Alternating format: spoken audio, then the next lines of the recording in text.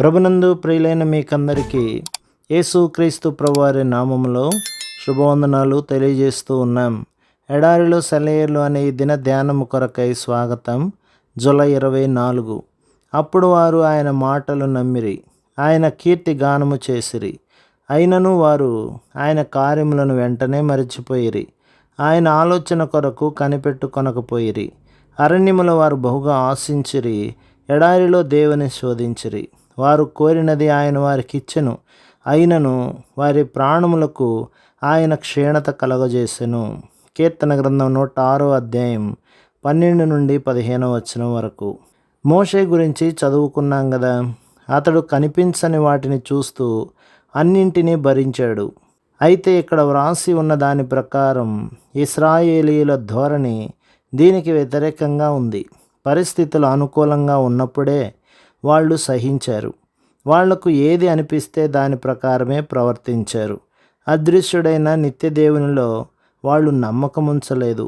ఈ రోజుల్లో కూడా ఎంతోమంది నామకార్థపు క్రైస్తవులు ఉన్నారు. వాళ్ళు బాహ్య సంబంధమైన పరిస్థితుల చుట్టూ తమ బ్రతుకుల్ని అల్లుకుంటున్నారే కానీ దేవునిని తమ కేంద్ర స్థానంగా చేసుకోవడం లేదు.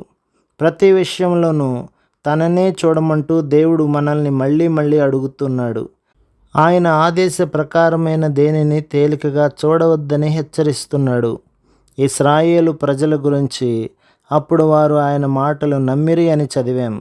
వాళ్ళు చేసేదాకా నమ్మలేదు. దేవుడు పనిచేయడం చూసిన తర్వాత నమ్మారు.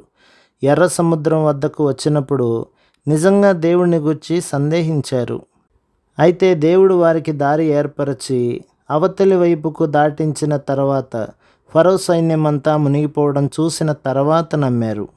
ఇలాంటి అల్ప విశ్వాసం వల్ల వాళ్ళు అతుకుబొతుకుల జీవితాన్నే గడపవలసి వచ్చింది. వాళ్ళది పరిస్థితుల మీద ఆధారపడ్డ విశ్వాసం. ఇలాంటి విశ్వాసం మనకు ఉండడం దేవునికి ఇష్టం లేదు. చూడడమే విశ్వాసానికి ఆధారమని ఈ లోకం అంటుంది. దేవుడు చెప్పేది ఏమిటంటే నమ్మితేనే చూడగలవు అని. కీర్తనకారుడు అంటున్నాడు, సజీవుల దేశంలో దేవుని మంచితనాన్ని చూస్తాను అని నేను నమ్మకపోయినట్టయితే సొమ్మసిల్లిపోయి ఉండేవాణ్ణి.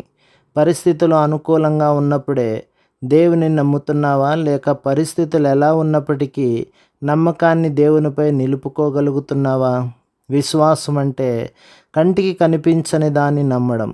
దానికి ప్రతిఫలం ఏమిటంటే నమ్మిన దానిని కళ్ళారా చూడగలగడం. ప్రభు మిమ్మును, మీ కుటుంబమును, మీ సంఘమును దీవించి ఆశీర్వదించునుగాక. ఆమేన్.